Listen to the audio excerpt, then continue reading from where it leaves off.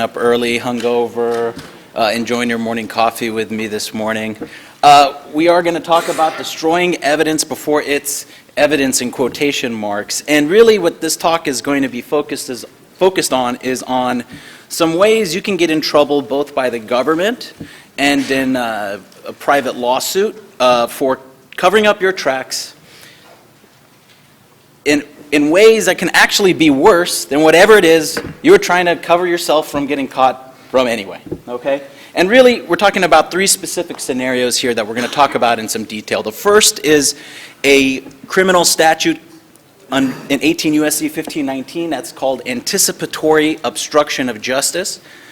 The second thing we're going to talk about today is the Computer Fraud and Abuse Act, our old friend.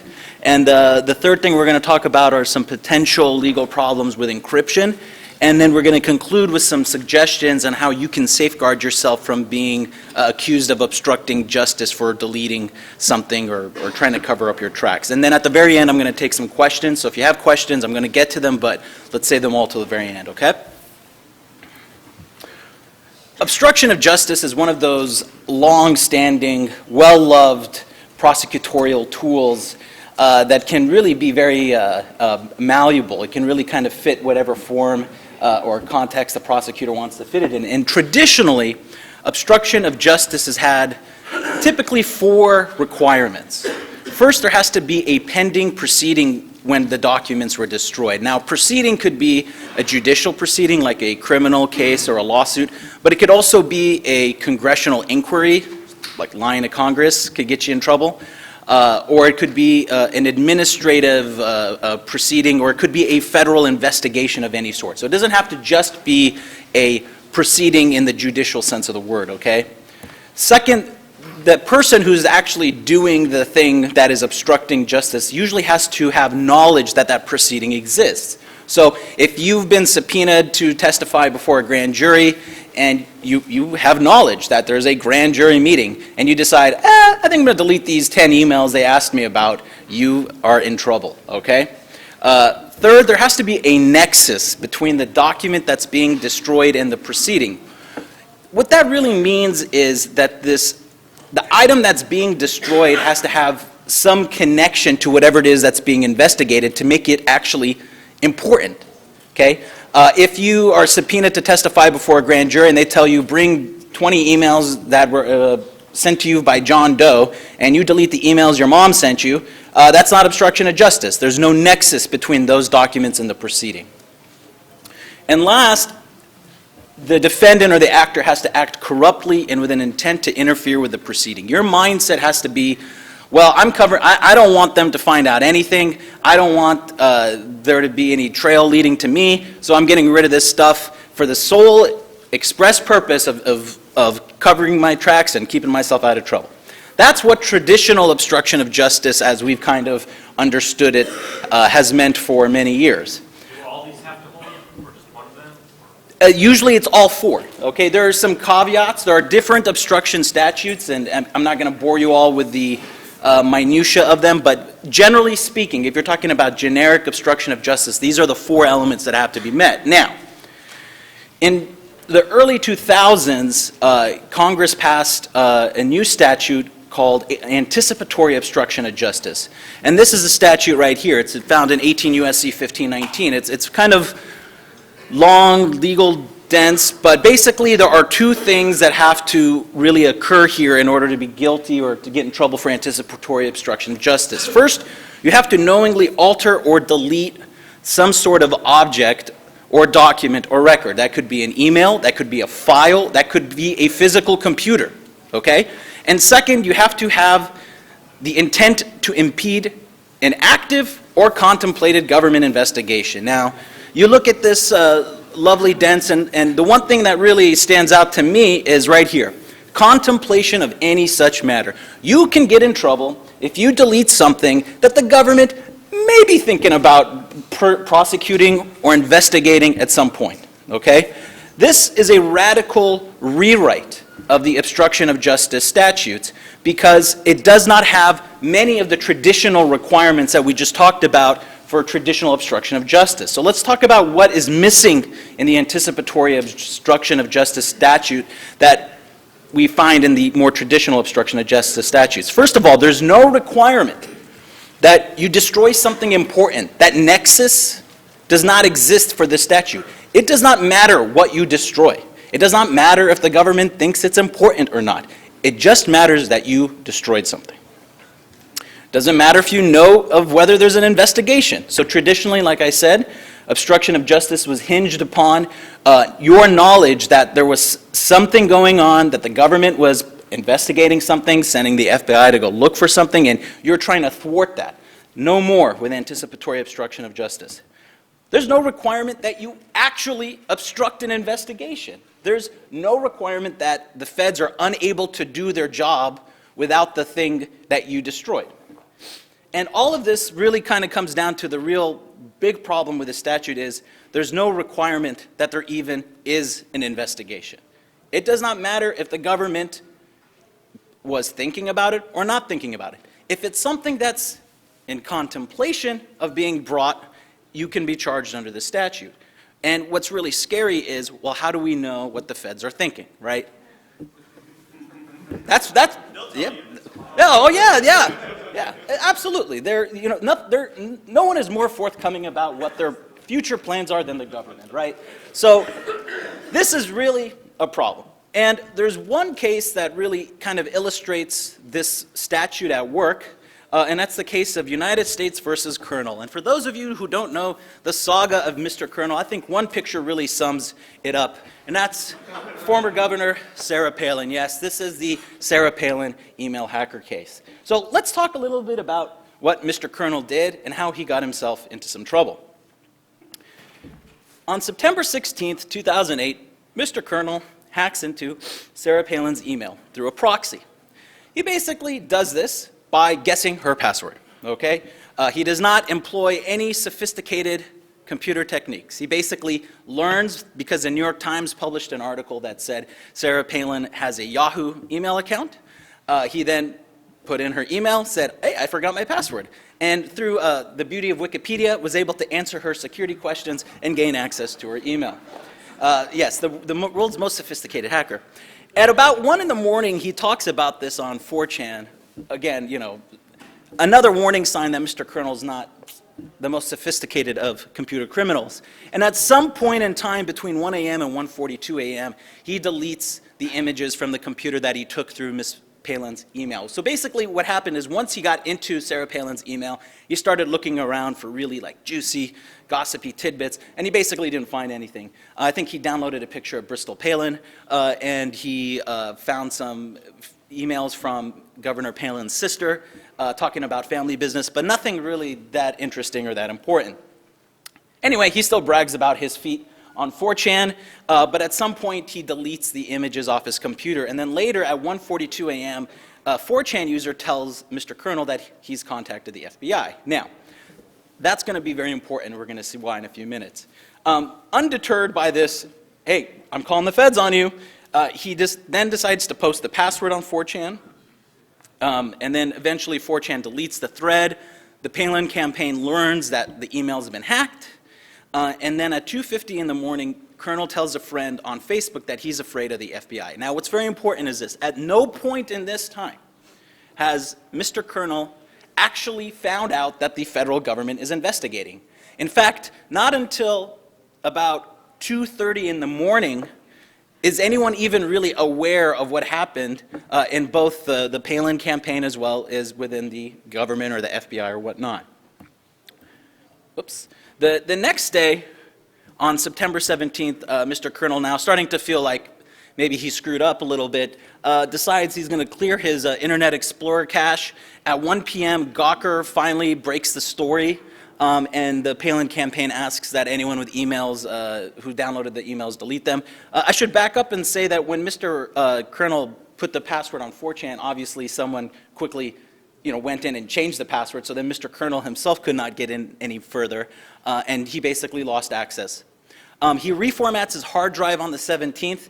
Then on the 18th, he uninstalls Firefox. He runs a Windows defrag. And at that point, on September 18th, the FBI calls Mr. Colonel's father and says he's looking, I want to talk to your son. Now, I put an asterisk there because at that point, once Colonel realizes that the feds are actually looking for him, he gives himself up, essentially. He is completely forthcoming. He cooperates. He meets with the FBI. He explains to them in full detail what happened. This was not a man who was trying to run away once he realized that there was something going on. As we can also see, Mr. Colonel's not the brightest guy in the world, and probably, should have known, could have done a bit of a better job in covering up his tracks. But nonetheless, the real problem in this case is that and I should back up, he was charged with a number of crimes. He was charged with identity theft, he was charged with the Computer Fraud and Abuse Act, and he was charged with anticipatory obstruction of justice. And I would note that when he went to trial, he was actually acquitted on the identity theft. He was convicted of a misdemeanor crime of computer fraud under the Computer Fraud and Abuse Act, which is the most trivial of that section. And he was, however, convicted of anticipatory obstruction of justice. And the conviction was based on activity that took place before the FBI initiated or even really contemplated an investigation. He was also convicted on the basis of activity that took place before he knew he was actually being investigated. And again, this is very different from what traditional obstruction of justice statutes have required. I think a good example of what traditional obstruction of justice is required is like the Martha Stewart case, okay? And kind of a classic example of getting in trouble for lying about a crime that actually wasn't really that much of a crime, right? And in that case, she knew that the SEC was investigating her, and she lied to federal agents anyway, and that's how she got herself in trouble. This is not what happened for Mr. Colonel. What's even more kind of scary is that the whole crime was based on Mr. Colonel's mindset. It was based on what he thought, not necessarily based on anything he did. And we know this because what he actually did was irrelevant. They found him in 2 days. This was not a tough crime for the feds to solve. They figured this out pretty quickly, and they got to him quickly, and they were able to piece together everything that happened quickly. And they were able to recover the data that was leaked out pretty quickly, and no one really suffered a whole lot of damage. It was a little bit embarrassing for the Palin campaign. Someone said that Bristol got her BlackBerry taken away, and she was unable to contact her mom for a day. It was really a tragedy, but this wasn't the crime of the century. But Mr. Colonel got 12 months in jail, and he did that because of his state of mind. And according to the government, they argued, and they have continued to argue, because this case is up on appeal now before the Sixth Circuit Court of Appeals. It was argued in October, and it's waiting a decision. But the government argued that Mr. Colonel had an intent to impede because of two things. First, he had actual notice that the FBI was investigating him because someone on 4chan said, "Hey, I called the feds on you," okay? Whether that actually happened, nobody knows. The government has never said explicitly in its briefs or before the court when it was in the lower court that, yes, actually, this is correct. The person who said he called the FBI on Mr. Colonel actually did call the FBI. We don't know. But, hey, if I tell you I'm calling the FBI on all of you, you're all on actual notice now, according to the government, okay? The second thing is that he contemplated he would get in trouble because he told others he was afraid of the FBI. Quick show of hands. Who here is afraid of the FBI? And that's how a man got 12 months in jail under this very scary, very broad statute, okay? So that's the first theory I want to talk about. Now, you're probably all thinking it's all gloom and doom. Well, I promise you, at the very end, we're going to talk about some ways that you can protect yourself to avoid ending up like poor Mr. Colonel. But let's talk about the second way you can kind of get into trouble for destroying evidence or documents or files before there's really anything to get all upset about. I'll take questions at the very end, okay? And that's under the Computer Fraud and Abuse Act. Now, this is a statute that was originally designed to combat computer hacking, okay, for lack of a better term. And that's why it's called the Computer Fraud and Abuse Act. We're gonna deter people from stealing each other's credit card numbers and hacking into banks and whatnot. And there are really, the main criminal provision of the CFAA that gets charged, or that you see pop up most frequently, is Section 1030A5, and it has three kind of different crimes that are basically varying levels of seriousness. So the first one is knowingly causing the transmission of a program, information, code, or command, and as a result of such conduct, intentionally causing damage without authorization to a protected computer. Now, there's a lot of terms in here that have very fancy legal meanings, so let me explain what they mean. A protected computer is any computer plugged into the internet, okay? So it's basically any computer. Knowingly cause the transmission of a program. Thankfully, there have been a few courts have said if you press the delete key, that's not enough, okay? But if you send a command to erase all the files on your computer, if what this is really contemplating is, you send a Trojan packet or you send something really dangerous, whatever it may be, and you are destroying another computer, any computer, effectively. This is what the statute was intended to cover. Another provision says that you intentionally access a protected computer without authorization and as a result of such conduct recklessly cause damage. So this is now like a less serious than the very first crime, because the first crime requires you to intentionally wanting to cause damage. The second thing is saying, hey, you recklessly caused damage. Now, you're probably thinking, well, hey, he never explained what without authorization means. Well, we're going to get to that in a second.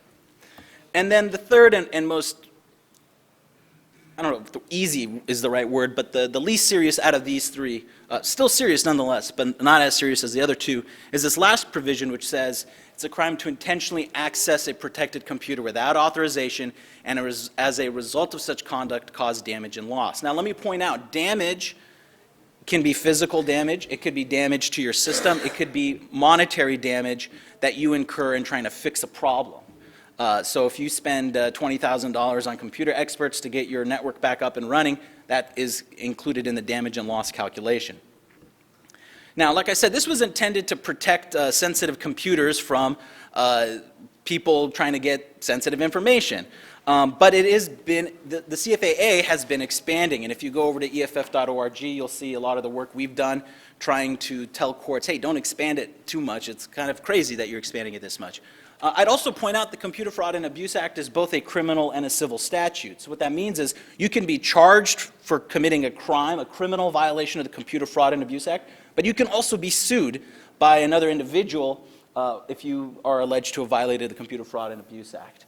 And the case I want to focus a little bit about with you all is the case of Delotti and Touche versus Carlson. And now this is the scene from Office Space where they're destroying the damn fax machine, I think it was. And the Delotti case kind of is similar to this. Delotti was basically a civil. Sorry. Thank you, folks. Deloitte is a case where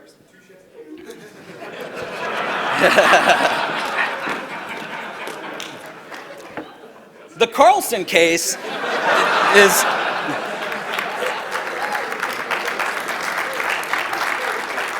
I'll be here all night, folks. Thank you.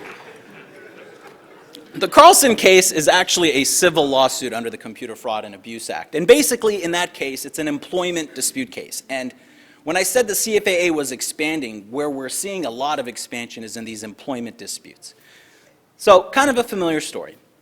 Carlson basically has an employment agreement with this company to do work for them, and they give him a work computer. And he eventually decides he's going to leave the company to go to some competing company. And so he's told, hey, bring back your computer. And he does. And when they receive the computer, they say, what's going on here? The hard drive that was on here is gone. And he said, yes, I removed the hard drive because it had my personal information. And I took a baseball bat to it and destroyed it. But don't worry, all your proprietary information, I put that back on your servers. So I did not keep any information that was on that hard drive that I'm supposed to keep. At least that's what Mr. Carlson said. Anyway, the company sued Mr. Carlson, said he violated the Computer Fraud and Abuse Act because he accessed and destroyed information without authorization. Well, what does without authorization in context of the CFAA mean? If you go back, all of these statutes, all of these subsections of the CFAA talk about without authorization. Now, there's some easy examples of what without authorization means. If you break into Bank of America's website, you are acting without authorization. That's pretty clear cut. But there are courts that have found that when you are an employee and you operate in violation of your employment agreement with your company, let's say when you get hired, you sign an agreement. I agree, I'm going to use the company computers for work purposes only. If you act outside of that agreement, some courts have held you're acting without authorization. And that's exactly what happened in the Carlson case. The court found, and this was at a preliminary motion to dismiss stage, so we haven't gone that far into the case yet, but basically they said, as a matter of law, Mr. Carlson violated the Computer Fraud and Abuse Act because he destroyed this computer and it potentially had data, regardless of whether it was placed back on the server or not, and there was a dispute if he had, in fact, actually put back all of the data on the server. But the court said they had stated a claim under the CFAA for acting without authorization, okay? So the act of just physically destroying a hard drive constituted a CFAA violation. Again, this was a statute that was designed to what? Deter computer intrusions and kind of security breaches, not physical destruction of a computer. So again, that's another example of how you can get into trouble for really, before anything is really there. There were disputes, like I said, in the Carlson case regarding whether he actually returned all of the proprietary data. But the court wasn't really concerned with that. They said it was enough, at least, to survive a motion to dismiss under the law, that he destroyed the computer after his employment had ended and in violation of his employment agreement. That was enough in and of itself. Scary stuff. Let's talk about encryption. Good old encryption. Well, unfortunately, the courts have not been as susceptible to arguments that EFF has put out and other people have put out about the benefits of encryption. And there have been some courts that have found encryption is an example of a person obstructing justice. So we're going to talk a little bit about that.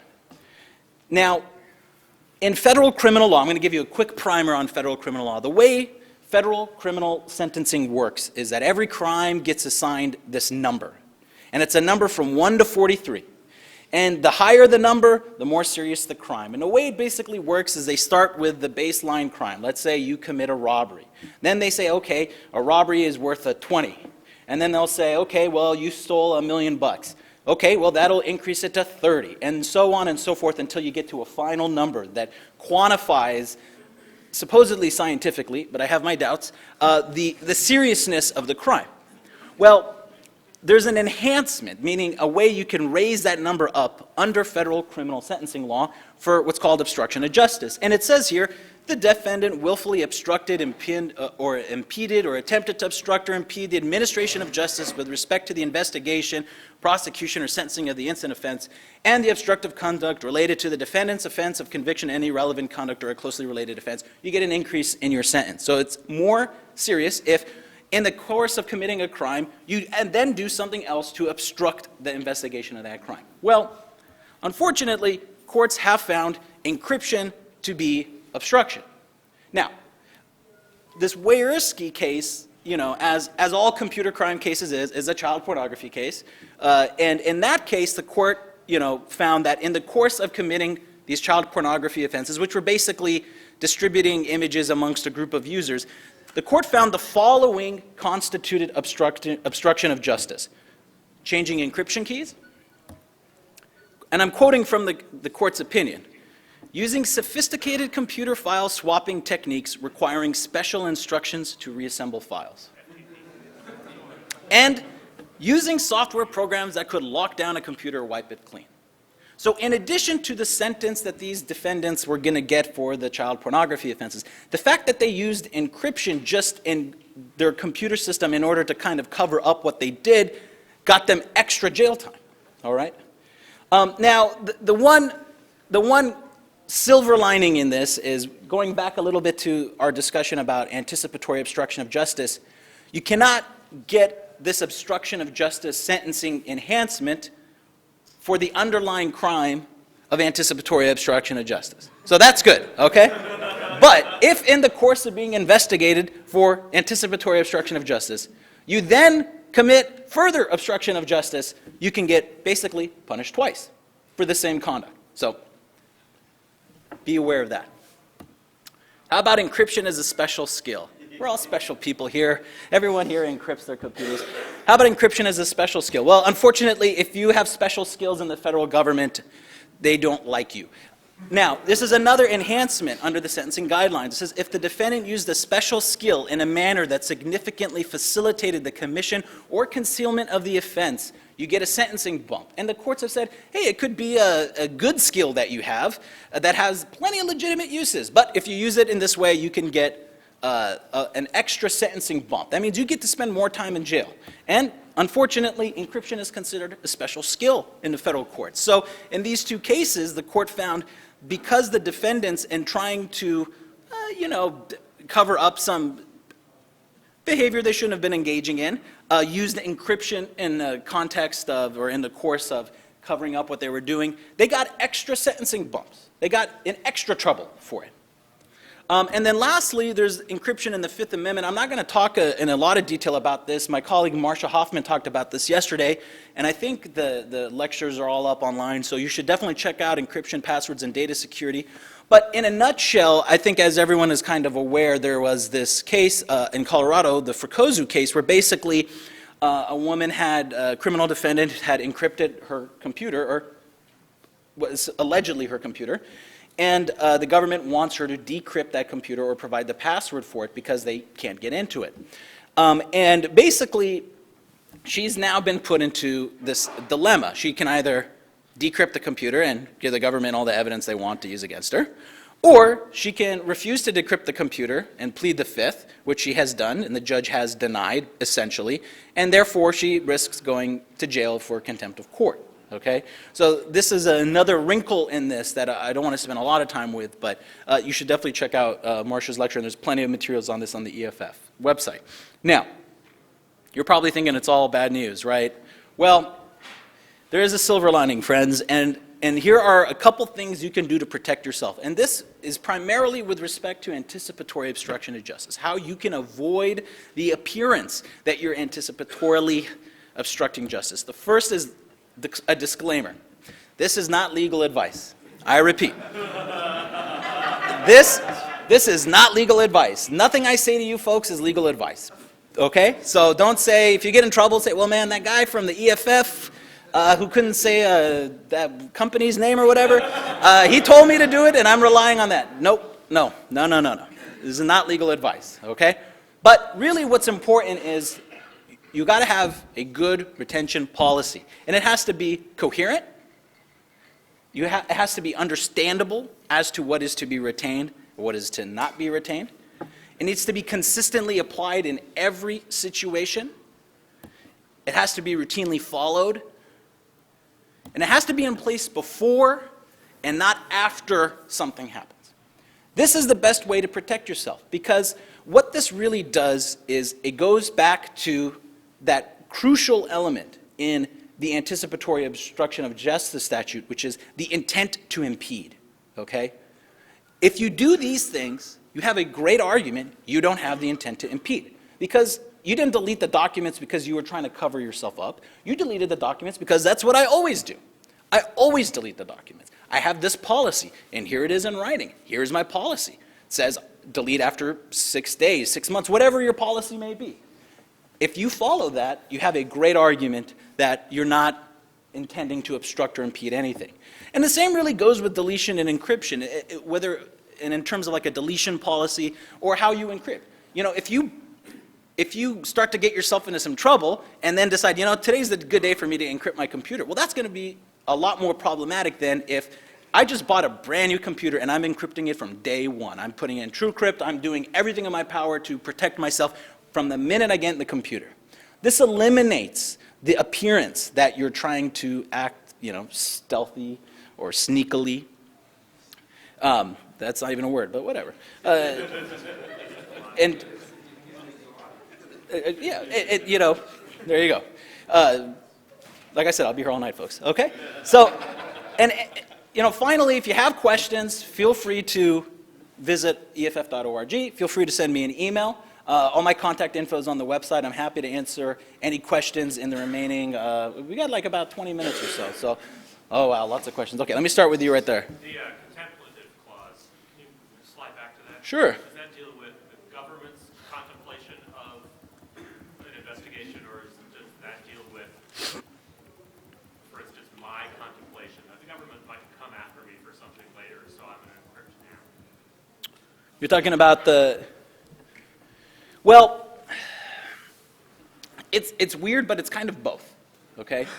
What it means is it's both what we call jurisdictional. It basically is how the government gets a hook, because the federal government can't charge everything, right? They have to have specific spheres. They only get like limited things they can charge you with. So if you're covering up something or doing or destroying something that could be contemplated by the federal government, meaning it's something that's within the federal government's giant wheelhouse of bureaucracy, things that they're allowed to investigate, then you can get in trouble. But it also, the part about whether you think it's in contemplation goes back to the intent to impede.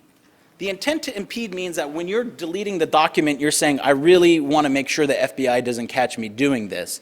But like I said before, there's no requirement that there actually be an investigation, or that you be aware of the investigation, or that you even think it's probable that there's an investigation. Basically, if you're really paranoid, and you decide, I'm going to delete this just because I'm paranoid and I think the spacemen are going to grab me or whatever, and the spacemen work for the feds, you can get in trouble for this. Okay?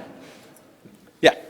Relating to the new Massachusetts and future California PII laws, pretty much states that all residents' data must be encrypted. Let's say for a company that has a lot of access controls around stuff that, for productivity, they don't encrypt the data. What's the legality problems that a hacker break into the company and steal Massachusetts resident data? Without looking at the specific statute, I couldn't tell you without knowing the law. March 2012. Like I said, unfortunately, without looking at the specific statute, I don't feel all that comfortable trying to answer that question. But you know, if you want to drop me an email when the statute comes out, I'm happy to take a look at it. Yeah. Okay, so thank you for the doom and gloom speech as well. Sure.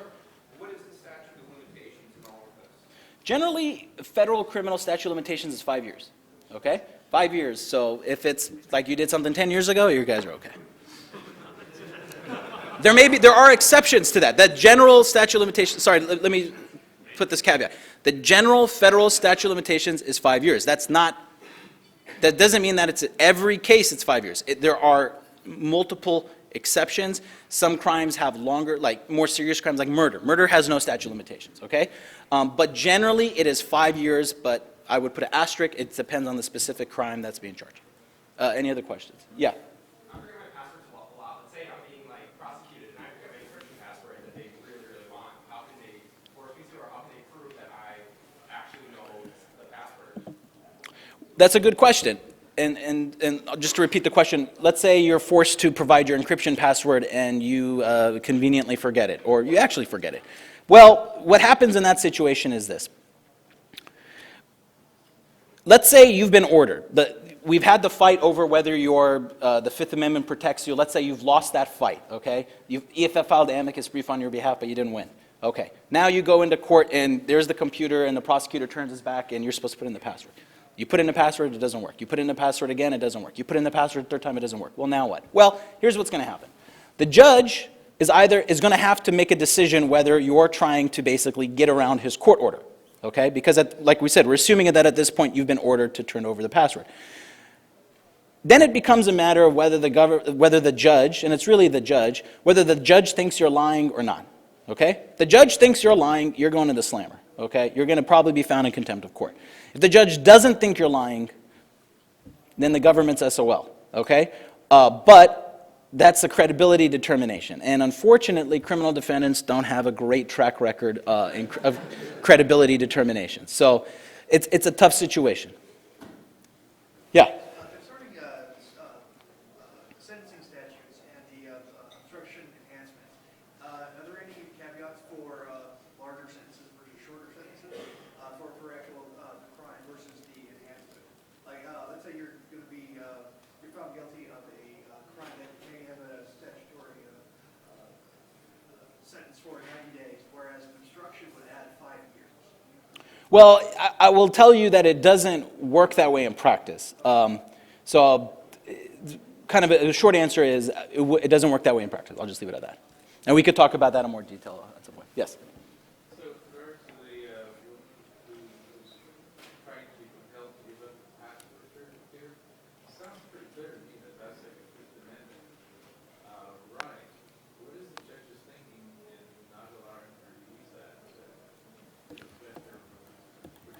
Well, again, I'm going to first do a plug for my colleague who's sitting in the back. Where is it?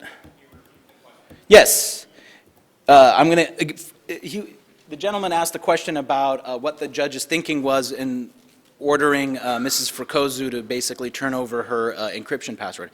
And again, let me start with a plug that you could get a ton of information about this if you take a look at Marcia's lecture from yesterday. But the short answer is, to give a little bit of background, what happened in that case was the government, just so everyone's on the same page, the government executed a search warrant and obtained a number of computers. One of the computers that they have a search warrant, they're allowed to search that computer, is encrypted, and they cannot decrypt the computer. The government asked the judge to order the defendant to decrypt her computer.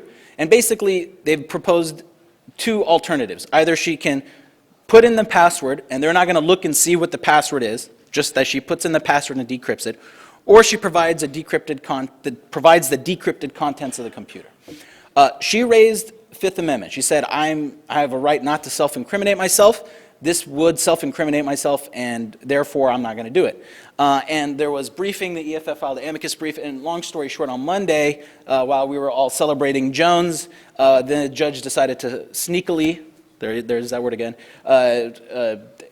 issue his opinion and basically say, no, I reject this argument. She has to provide the decrypted contents of the computer. Now, what his thinking was, there's a theory under the Fifth Amendment that says, look, the Fifth Amendment is only designed to protect you from self-incriminating yourself. That's kind of like saying the Fifth Amendment protects you from disclosing the contents of your mind and revealing something to the government that they don't necessarily know. But if what the government hopes to obtain is a foregone conclusion, meaning they know it's there, they know exactly what it is, all that really is in the way is a technical barrier or some sort of roadblock that is just in form only and not of substance, then that defeats your Fifth Amendment privilege. And that's what the government argued in the Fakhourly case. They said, look, we know there's evidence on here. We know it's on the computer. We know she's talked about it before. We just need her to open it for us, and we'll be fine after that.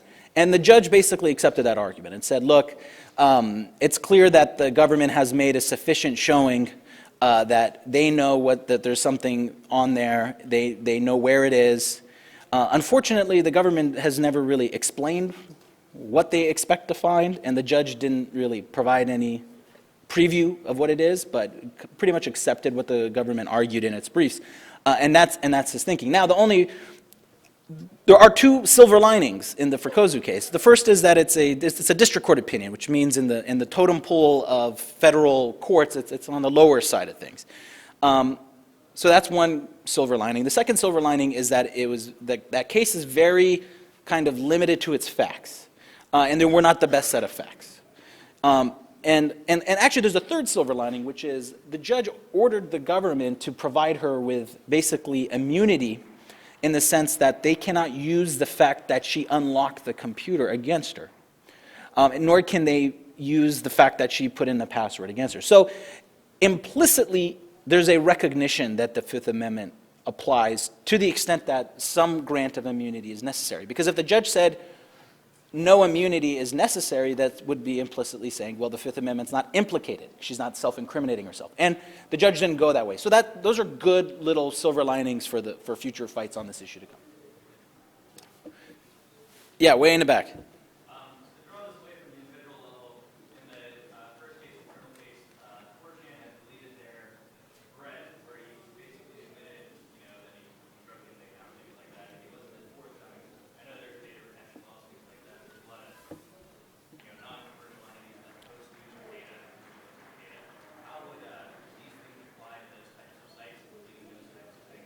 Well, generally, there's a provision of the law that protects someone who hosts material from getting in trouble for material that they've hosted, okay? Because they don't have any control over what gets put on.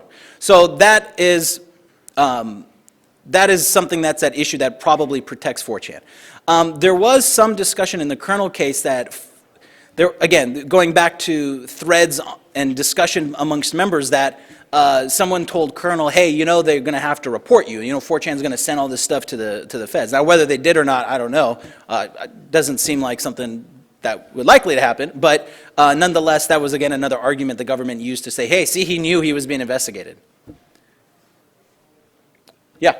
Under the CFAA, can you be charged with violation for unknowingly causing damage? Say, if I upload a file that unwittingly has malware on it, or vice versa, if the damage was caused by access to the other party, say, there's like for a honeypot that I run that has malware on it.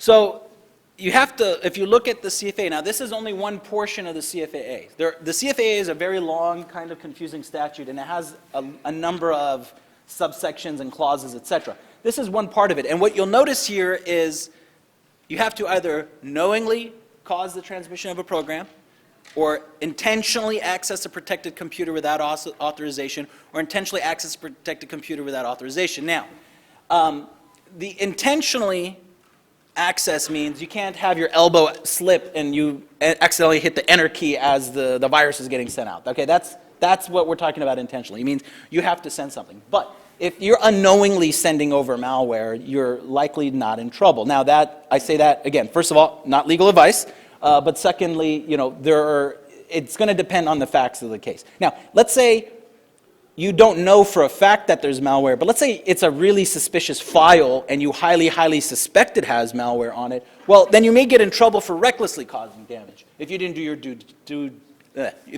your due diligence, try saying that 5 times too fast, to make sure that what you have is not bad.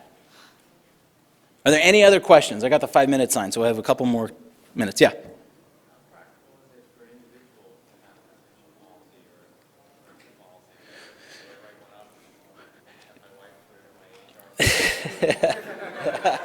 Well, you know what? I think, sure, the question was how reasonable is it for an individual to have a retention policy? I think that's a great question. No, I don't expect every person to have a little post-it note that has their individual retention policy. But rather than have a formalized retention policy, you can have habits that you get into. And that way, if called into question, you can say, look, yeah, I'm not a corporation. I don't have a retention policy. But my habit is I delete stuff after a week. I always do this. I always do that. I always encrypt computers right when I get them. And again, I'm not saying that this provides you with some miracle complete defense, but I'm saying this is a good way to combat an appearance that you're intending to impede or obstruct. And individuals can certainly have procedures or practices that they do routinely or on a day-to-day basis. Yeah. Is there anything special under the law about data? We've seen discovery and how it's been related to accessing a safe or a locked room. Because of the volume of data, all the different tracks that are our lives based on this large concentration of data, is there anything special about data and its expectation of privacy or extensions of our brains or any of that that's treated specially? Well, that's a broad question, and let me try and answer it this way.